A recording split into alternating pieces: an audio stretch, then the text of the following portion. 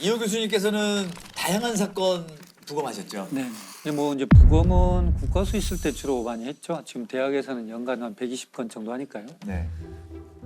네, 그래서 보통은 이제 부검을 통해서 사인을 밝히는 법의학적 해석도 하지만 부검 이후에 나온 감정서에 대한 재해석을 하는 경우도 있어요. 왜냐하면 우리나라 검시제도가 저는 부검 감정서를 쓰고 나면 그 뒤로는 연락이 없어요.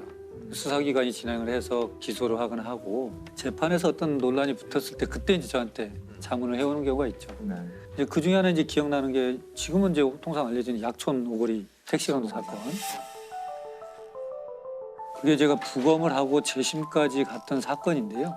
제가 듣기로는 그게 아마 영화화도 됐던 재심이라는 영화가 됐던 예. 사건인데 2000년 8월 10일 날 택시 기사가 동료 기사들한테 무전을 합니다. 택시 강도를 당했다고.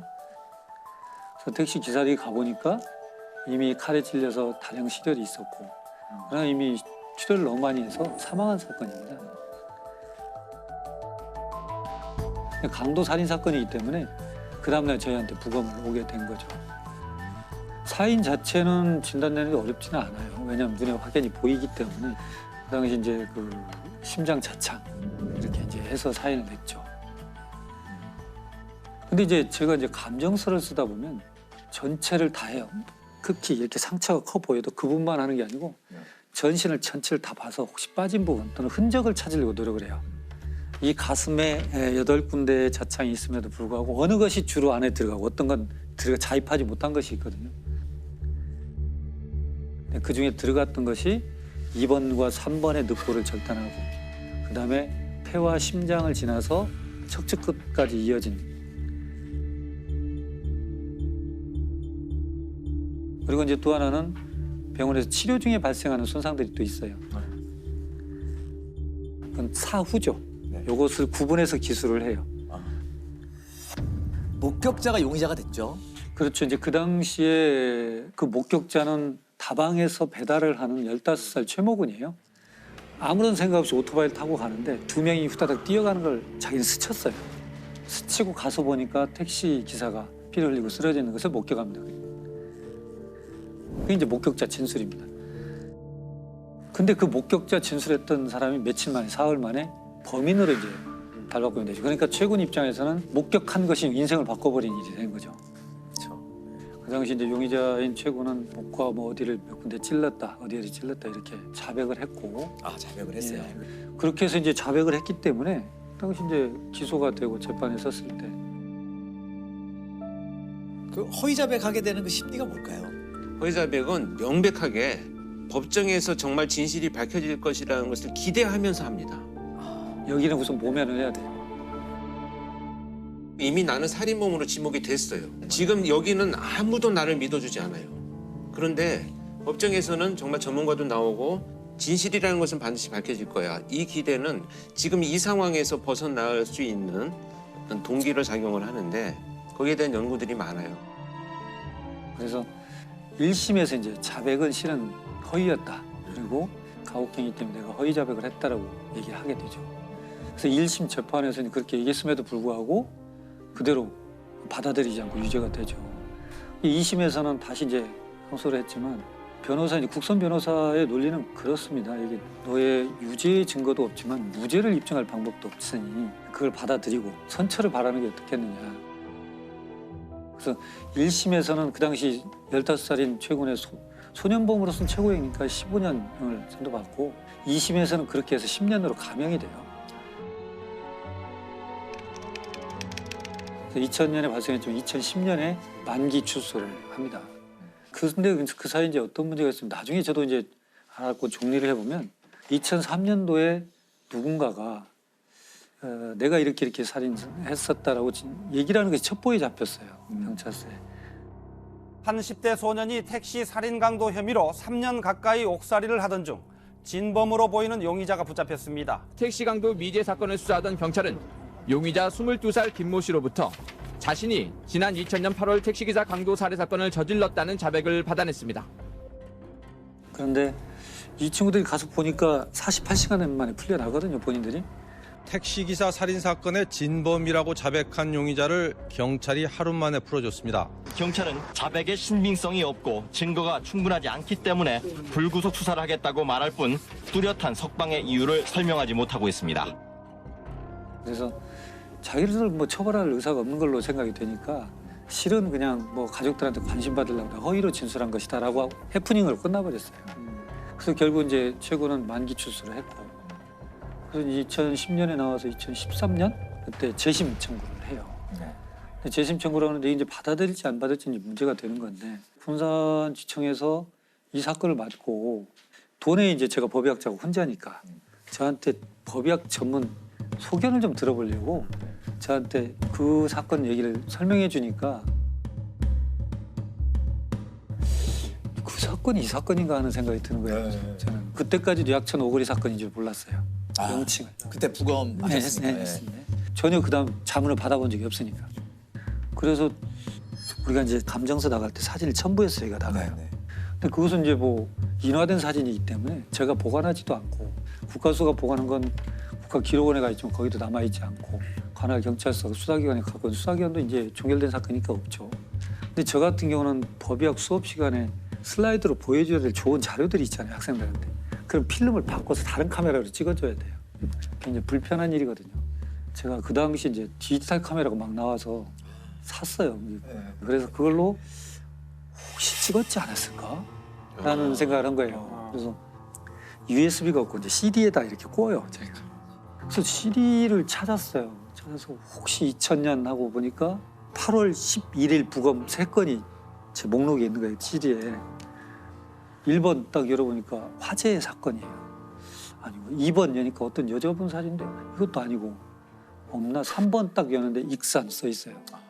보니까 그 사건인 거예요. 선명한 이제 디지털 카메라 사진이 있는 거죠.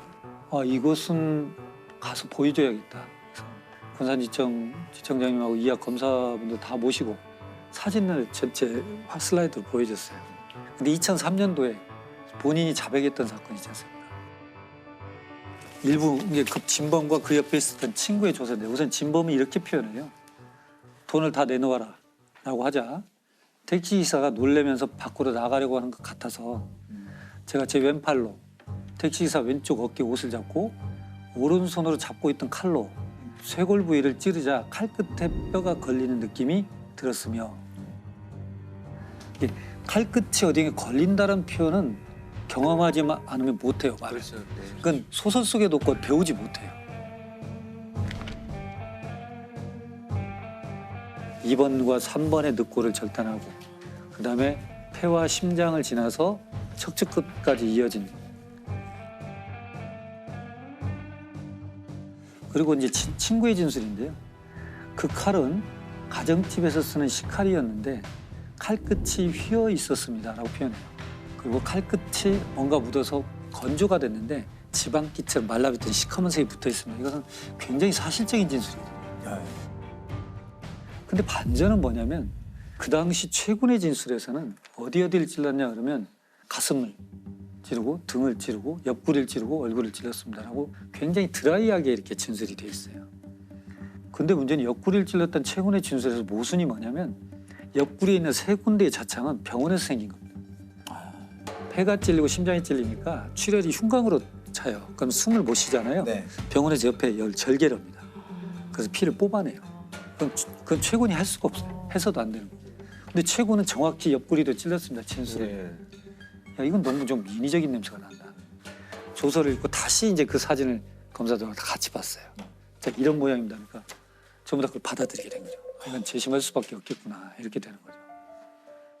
15년 전 있었던 익산 약촌 오거리 택시기사 살인 사건에 대한 재심이 오늘 광주 고등법원에서 열렸습니다. 사건 발생 16년 만에 최 씨가 다시 법정에 섰습니다. 무죄로 인정할 만한 명백한 증거가 있다며 확정된 법원의 재심 공판에 참석한 겁니다. 그래서 재심은 이제 받아들였고 군산지청에서 해서 대법원까지 가가지고 무죄로 됐죠. 그리고 이제 바로 진범으로 진술했던 그 사람이 바로 긴급 체포가 돼서 형을 살고 있죠, 지금. 와, 이 교수님의 그 사진이 결정적인 그러네요. 역할을 한 거네요. 최종 이제 무죄 판결 듣고 어떠셨어요? 이제 뭐 사필 규정이죠. 실은 법을 다루는 사람들이 신은 아니니까요. 근데 그런 생각을 저도 역시 합니다. 반문하는데 이런 사건이 발생해서 피의자 신문조서 범인으로 된 분의 조사나 현장 검증이 있을 때는 법의학 전문가가 같이 임장을 했으면 좋겠다는 생각을 해요. 과거 거 보면 현장 검증이 아니에요. 현장 강요지. 네, 맞아요. 그래서 이미 자기들이 갖고 있는 상황에서 진술을 받아내요. 그 현장에 보면은 검시관님들은 이제 법의학자분들이랑 다른 거죠. 그렇죠. 지금 이제 우리는 법의관이라고 하고 예. 검시관들은 요 근래 이제 우리 과학사에서 각 경찰청마다 의료기술직 출신들의 검시 조사관을 두고 있어요. 지금은 그럼 현장엔 이제 검시관은 출동을 해가지고 그렇죠. 이제 자기 의견을 그렇죠. 쓰고 네. 하지만 이제 정확한 거는 다 부검을 이제 또 부검을 해야 할 되죠. 때. 그리고 이제 중요한 건 이번 건도 내부 장기의 치명적 손상으로 사망했다는 건 이미 알죠. 네. 현장에서 형 보면. 그러나 어떤 경로로 갔는가에 대한 정확한 기술을 우리 이제 해놔야 돼요. 그래야만 나중에 그 지금처럼 이렇게 했다는 진술을 누가 부합된다는 걸 얘기할 수가 있어요. 죽음을 검증하는 것이 너무 중요하다. 이 죽음은 상당히 어두운 분위기를 주죠. 그러나 죽음을 어둠으로 보지 말고 죽음은 살아있는 사람들한테 교훈을 던지는 살아있는 학문으로 좀 봐주셨으면 좋겠어요. 제가 가끔은 그런 얘기를 합니다. 어떤 사망 사건이 발생하고 누가 사고가 발생하면 불상사가 발생했다 이런 표현을 해요. 근데 불상사는 죽은 사람한테 발생한 게 아닙니다. 죽은 사람은 이미 죽었어요. 불상사는 그와 같이 미래를 꿈꿨던 사람들한테 불상사가 발생한 거예요. 즉, 산 사람한테 불상사가 발생한 겁니다. 그래서 우리는 죽음을 검증해야 돼요. 그래서 검증해야 돼요. 좀 특이한 곳에서 자문을 구하는 경우도 있나요? 사망한 분에 대해서만 물어보는 건 아니에요. 살아있는 분에 대해서도 물어보는 경우도 다친 있어요. 분들. 그렇죠. 보험회사가 하는 경우도 있고. 그렇죠. 보험회사에서 의뢰받았던 사건 중에서 좀 기억에 남는 거 있으세요? 덤프트럭 운전하는 두 동료 기사분이 있습니다. A와 B가 있는데 A라는 분이 자기 집에 초대를 했어요. 컨테이너로 지어진 집이 있고 마당에서 삼겹살을 구워 먹자고 초대를 했던 거죠. 근데 먹다 보니까 좀 불편하니까 B라는 화물 기사의 차를 좀 옮겨야 될 상황이 있었어요. 집주인 뒤에서 봐주고 친구는 후진을 하고 있었고. 근데 그 순간에 이제 집주인 A가 쓰러지게 되죠. 갑자기. 그래서 화물차 기사가 내려서 다른 사람들이 모여보니까 엄지손가락이 잘렸어요. 차에 덤프트럭하고 문 있죠. 출입문. 사이에 손가락이 끼어가지고 딱 잘린 거죠. 덤프트럭은 다 보험 들어있잖아요. 친구인 B는 보험금을 받도록 당연히 노력을 해주죠. 그렇게 보험금 청구를 하니까 보험회사가 묻는 겁니다. 같이 짜고 보험 사기 아닌가. 이렇게 할 수 있죠. 그래서 B가 더 이상은 해줄 수 있는 게 없어요. 소극적으로 되는 거예요. 집주인 A만 보험 사기로 형사 고소가 됩니다. 보험회사가. 법정에서는 판사가 이거 너무 고민스럽잖아요. 그러니까 제 이제 후배였는데 이런 일이 있는데 법의학적으로 도움을 줄 수 있겠습니까? 그래서 그 손가락 잘린 단면 사진 보내주고 현장을 같이 갔으면 좋겠다. 그래서 현장을 가서 그 컨테이너 박스 간이 시설된 숙소, 그다음에 후진했던 방향 보고 결론이 자해할 수가 없다. 스스로는 할 수가 없다. 왜 그런가요? 왜냐하면 첫 번째 자해가 되기 위해서는 주저 손상이 있어요. 한 번에 못 잘라요.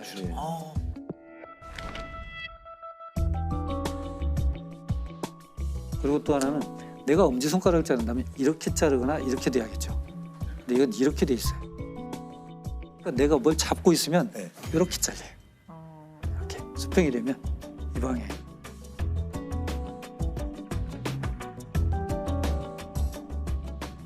그러니까 문을 잡고 있었던 모서리를 잡고 있었던 진술하고 정확히 부합이 돼요. 만약에 보험금을 노리고 자기 손가락을 자른 했다면 사람이면 방향도 그 안 방향이 아니죠. 특히 엄지손가락을 하지 않고 또 주저했던 방향이 없고. 엄지손가락 중요하니까. 그래서 법원 행정처에는 전문 심리위원 제도가 있어요. 건축도 마찬가지지만 어느 분야의 전문 심리위원을 두서 그걸 이제 법정에서 나는 전문 심리위원이니까 강의할 수 있도록 전체 시청각 기자들 갖춰달라고. 갖춰줘요, 판사가. 그래서 저는 이제 강의를 한 거예요. 뭐 사진 다 보여주면서 자해가 될 수 없다라고 이제 얘기를 하니까 같이 다 사진을 보잖아요. 이해가 다 됐죠. 그래서 그냥 그 자리에서 이제 이건 자해가 아닌 걸로 끝났어요. 나오니까 그 부인, 어머니 그 밖에서 펑펑 울고 계시네요. 이게 한 3년 정도 된 거죠. 그러니까 얼마나 고생이 많았겠어요. 근데 누구도 그 가르마를 타지 못할 때 전문가가 해보니까 기여할 수 있겠더라. 그렇게 된 거죠. 이게 법의학이 망자만을 위한 분석만 하는 게 아니고 그렇죠. 산 사람을 위해서 여러 가지 교훈을 남겨주는 학문이에요. 그렇네요. 반대로 보험금을 노린 범죄도 많이 그건도 있으시죠. 참 저도 참 답답하고 지금도 돌이켜 보면 이제 과연 아찔한 사건인데요. 2006년도쯤에 피해자가 아버지예요. 아버지가 이제 조수석에 탔고 아들이 운전하고 운전자의 어머니가 탑승하고 차량이 갑니다. SUV 차가. 근데 교차로에서 좌회전하면서 이미 정차돼 있던 소나타를 충격을 해요. 네. 주도를. 그러고 나서 조수석에 탔던 이 망인만 가서 보니까 이미 사망한 상태예요. 크리스마스 밤에 교통사고로 한 50대 공무원이 숨졌는데요. 일가족이 타고 있던 SUV 차량이 신호대기 중이던 승용차를 들이받았습니다. 이 사고로 SUV 차량 조수석에 타고 있던 공무원 54살 김모 씨가 그 자리에서 숨졌습니다. 가족들은 가장인 김 씨가 교통사고로 숨졌다고 진술했고 서둘러 시신을 화장했습니다. 가족이 탑승한 상태에서 조수석에 탄 사람만 돌아가셨잖아요. 네. 당연히 응급실 인턴쌤은 교통사고로 인한 사망, 의심할 여지가 없이 사망진단서 띄어졌죠. 그런데 사고 처리반은 우리 공 교수님 아시겠지만 사고 처리용 사진을 찍는 거예요. 첨부해야 돼 사진. 그 사진을 몇 장을 찍고 사망진단서는 발부됐고 사고 처리라는 것은 인정이 돼 있으니까 당연히 끝났죠. 근데 이게 이제 교통사고인데 문제는 장례 연락을 안 했어요. 부고를. 직장에도 연락하지 않고 또 형제들한테도 연락하지 않고 아무한테도 연락하지 않고 장례를 치러버려요. 화장을 해버렸어요. 그러고 나니까 이게 좀 이상한데 가족들은 수사를 요청을 해도 시신도 없고 사진만 있고 그러니까 이게 자꾸 안 풀리던 사건이 있었어요. 그리고 또 수사를 계속 진행하다 보니까 참 독특한 게 밝혀져요. 정차돼 있던 차 있었죠. 피해 차량. 그 운전자가 망인의 부인과 내연관이에요. 그 사람 자백을 합니다. 실은 내가 이렇게 해서 서 있으면 어디에 몇 시에 돼 있으면 와서 이렇게 해서 교통사고 보상금 2001년도부터 한 14개 정도 들어놨거든요. 14개. 7억여 원 정도 수령을 하는데 내가 좀 나누겠다라고 내가 그때 나왔다. 이게 자백을 합니다. 근데 어떻게 죽였는지 난 모른다. 그건 들은 바가 없다. 그래서 법정에서 밝힐 수가 없죠. 그래서 결국 보험 사기로만 1심에서는 정리가 돼요. 아들은 보험금 수령하자마자 외국으로 갔어요.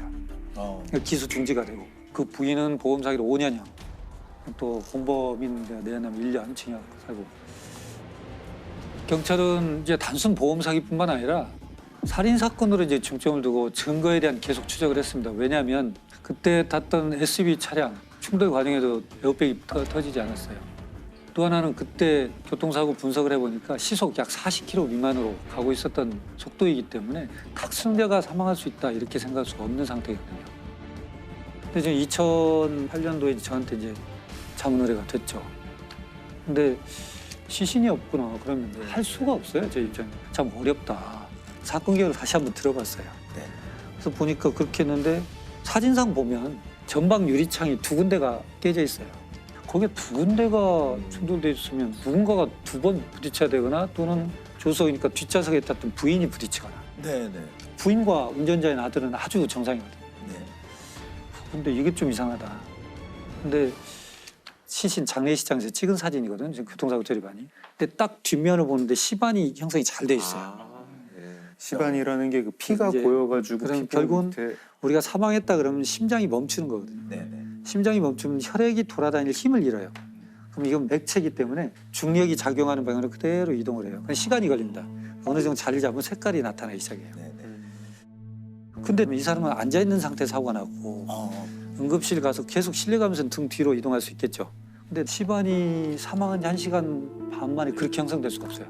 조수석에 타기 전에 이미 누워있는 상태에서 시반이 형성됐어야 돼요. 사망 시간을 그 훨씬 전으로 봐야 돼요. 그래서 2심에서는 이게 이제 무기징역이 되죠. 그리고 이제 살인 혐의가 돼서 외국에 나와 있던 아들은 민터폴로 체포가 돼서 들어왔죠. 일단 둘 다 이제 무기징역.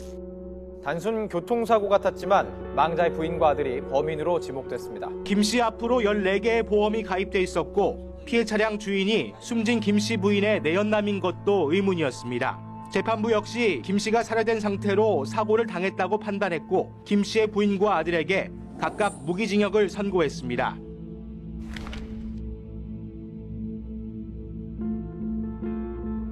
이게 만약에 등 사진을 안 찍었으면 영영 그렇죠, 몰랐던 그렇죠. 거네요.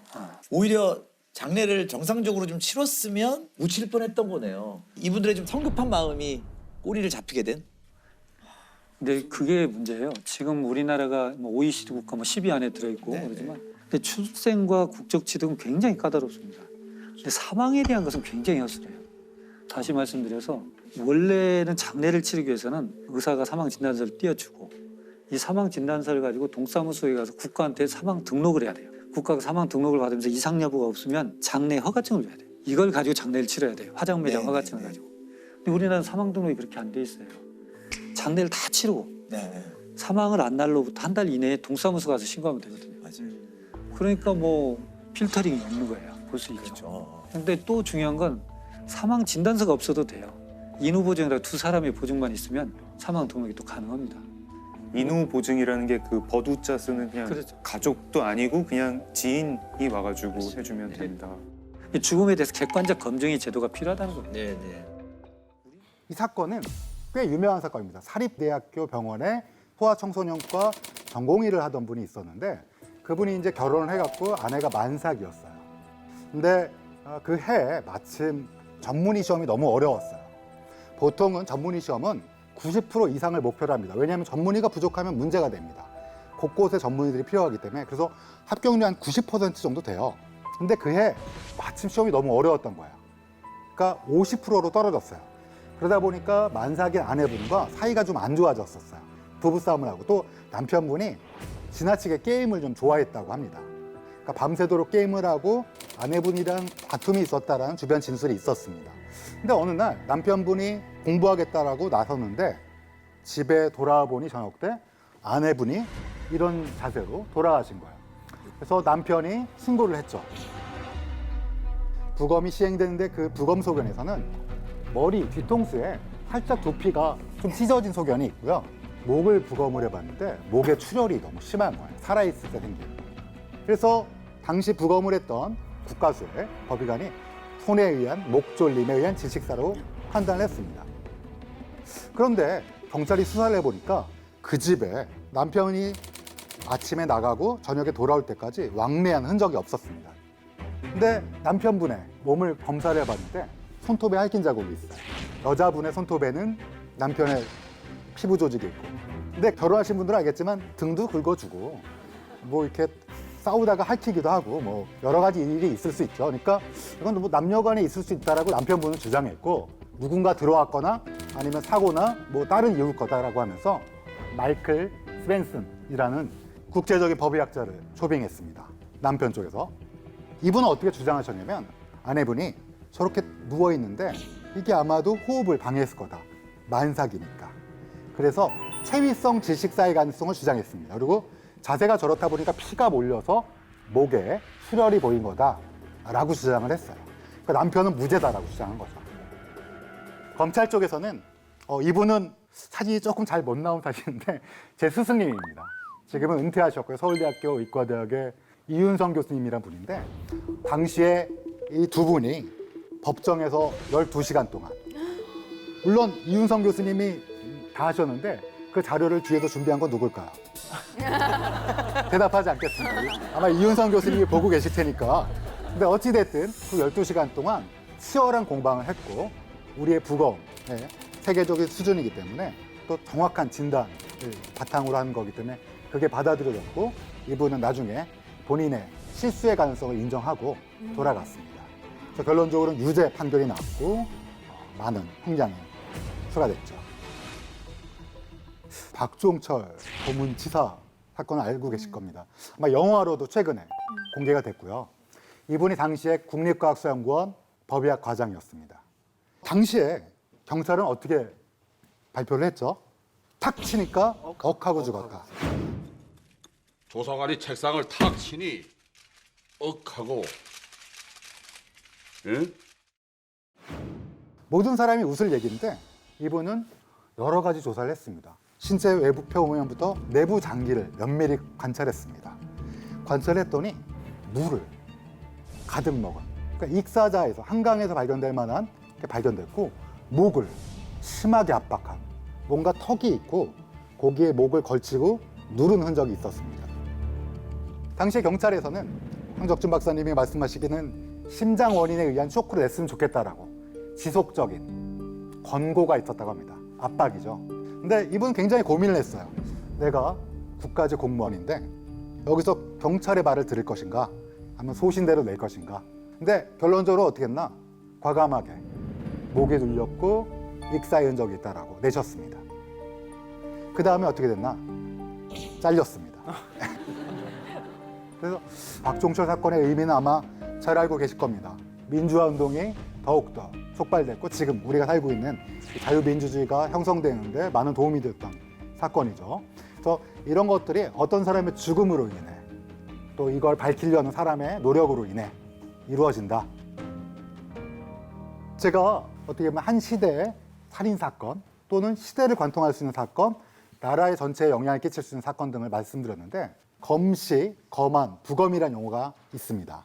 검시라는 거는 시체를 포함해서 이 현장 주변을 총괄, 조사하는 행위입니다. 이건 대개 우리나라에서 권한은 검사님한테 있어요. 근데 이제 검시를 하는데 아무래도 시신에 대해서는 비전문가잖아요. 그러다 보니까 의뢰를 하는 겁니다. 저희한테 의뢰를 하거나 아니면 그냥 의사분들 중에서 법의학을 배웠을 거라고 추정하는 거죠. 그런 의사 선생님들을 모셔다가 검안이라는 걸 합니다. 검안은 눈 한자는 아니에요. 그런데 검안은 눈으로 보는 거라고 생각하시면 돼요. 일단 부검은 여러분 알다시피 해부를 하는 겁니다. 그래서 1년에 우리나라는 한 6천 건 정도 부검을 합니다. 근데 6천 건이면 어우 되게 많다라고 생각하실 건데 부검 비율로 보면 전 세계에서 가장 낮은 축에 속합니다. 그래서 검시는 보통 이 세 가지를 하는 겁니다. 첫 번째, 누구일까? 여러분 혹시 CSI라는 미국 드라마 아시죠? 거기 오프닝 테마가 어떻게 시작하죠? Who are you? Who are you? 후 이렇게 시작하죠? 제가 노래를 못 불러서 죄송합니다. 근데 이제 Who are you잖아요. 그게 그냥 만든 게 아니에요. 가장 중요한 거는 누구일까입니다. 우리나라는 지문이 발달돼 있어서 사실은 지문 때문에 알기 쉬운데 지문으로도 어려울 때는 뭘 하죠? 아마 여러분들은 다 알고 계실 것 같은데. 그렇습니다. 치아 그리고 유전자 검사를 합니다. 우리가 영어로 매스 디제스트라 부르는 대량 재난이 있거든요. 되게 가슴 아픈 얘기지만 과거 삼풍 아파트, 대구 지하철, 그 다음에 굉장히 안타까운 세월호까지 죽었을 때 사망자에 대해서 시신을 확인하는 것은 얼굴만 보고 하면 틀릴 가능성이 너무 높아요. 지문, 치아, 그 다음에 유전자 검사 이 세 가지를 합니다. 그래서 제일 중요한 게 누구일까입니다. 그 다음에 이제 왜 죽었냐예요. 왜냐하면 왜 죽었냐에 따라서 어떻게 죽었냐가 달라질 수 있기 때문입니다. 예를 들어 어떤 사람이 높은 건물에서 떨어져서 사망했어요. 자, 죽음은 추락사겠죠. 뭐 그건 누구나 다 알 수 있겠죠. 근데 어떻게 죽었을까? 이 사람이 자살일까? 아니면 누가 밀었을까? 아니면 작업을 하시다가 발을 헛디뎌서 불행한 사고일까? 그건 모르는 거죠. 근데 왜 죽었는가를 면밀히 관찰하면 어떻게 죽었을까? 즉 자살인지 타살인지 아니면 사고사인지를 결정할 수 있게 돼요.